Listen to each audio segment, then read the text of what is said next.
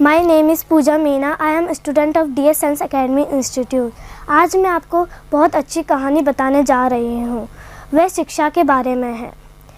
यह बात कुछ सालों पहले की है। दो जुड़वा भाई बहन रहते थे। वे दोनों एक साथ खाते, एक साथ पीते और एक साथ पढ़ते थे।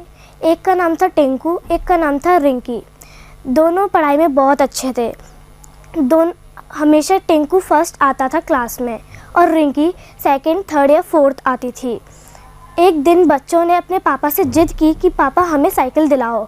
तो पापा ने कहा मैं साइकिल तो दिला दूंगा लेकिन सिर्फ एक ही दिला पाऊंगा क्योंकि मेरे पास इतने पैसे नहीं हैं। तो पापा बोलते हैं मेरी एक शर्त और है। तो बच्चे कहते हैं पापा आपकी क्या शर्त है? तो पापा कहते हैं जो इस एग्ज़ाम में फ़र्स्ट आके दिखाएगा उसे ही मैं साइकिल दिलाऊंगा। दोनों बच्चे तुरंत ही अच्छे से पढ़ने लग जाते हैं और मन लगाकर पढ़ते हैं। एक दिन टिंकू रिंकी के पास आकर कहता है रिंकी तुम ये सारी बुक्स को क्यों पढ़ रही हो? ये एग्ज़ाम्स में नहीं आने वाला। तो रिंकी कहती है भैया आपको कैसे पता ये एग्ज़ाम्स में नहीं आने वाला? तो टिंकू कहता है मेरे पास पिछले 3 साल के पेपर्स हैं, उनमें यही क्वेश्चंस है और वही क्वेश्चंस इस बार आएंगे।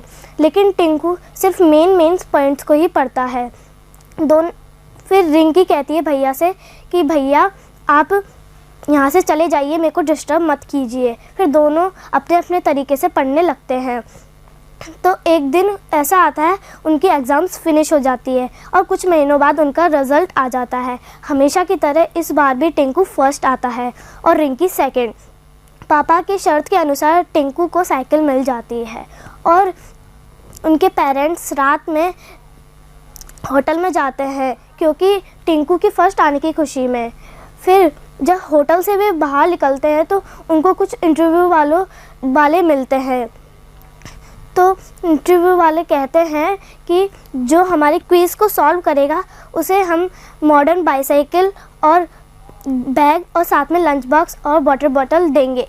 और वे सारे क्विज़ उनकी बुक्स में से ही थे। दोनों को क्विज़ सॉल्व करने को दिए। रिंकी ने उन क्विज़ को फटाफट से सॉल्व कर दिया क्योंकि वे बुक्स को समझ के पढ़ती थी और टिंकू सॉल्यूशन नहीं कर पाया। और रिंकी ने टाइम से पहले ही क्विज़ को इंटरव्यू वालों को दे दिया। तो टिंकू ने लास्ट में थक हार कर पेपर वापस दे दिया इंटरव्यू वालों को। फिर इंटरव्यू वालों ने परसेंटेज बताई तो रिंकी की 100% आई थी और टिंकू की 0%। उनके शर्त के अनुसार रिंकी को मॉडर्न बाईसाइकिल और अदर गिफ्ट्स भी मिल जाते हैं।